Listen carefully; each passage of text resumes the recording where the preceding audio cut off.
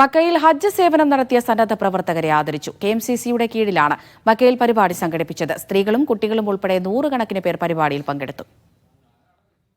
ഹാജിമാർ മടങ്ങിയതോടെ വളണ്ടിയർ സേവനത്തിന് സമാപനം കുറിച്ചുകൊണ്ടായിരുന്നു അനുമോദന സംഗമം. നൂറുകണക്കിന് വളണ്ടിയർമാർ സജീവമായ 2 മാസത്തോളം നീണ്ട സേവന പ്രവർത്തനങ്ങൾ. അവരെ ആദരിക്കുന്ന ചടങ്ങാണ് മക്കയിൽ നടന്നത്. സ്ത്രീകളും കുട്ടികളും ഉൾപ്പെടുന്ന KMCC വളണ്ടിയർമാർ മികച്ച സേവനങ്ങളാണ് തീർത്ഥാടകർക്ക് നൽകിയതെന്ന് ചടങ്ങിൽ സംസാരിച്ചവർ അഭിപ്രായപ്പെട്ടു. സേവന പ്രവർത്തനങ്ങളിൽ പങ്കെടുത്ത മുഴുവൻ വളണ്ടിയർമാരെയും മൊമന്റോ നൽകി ആദരിച്ചു.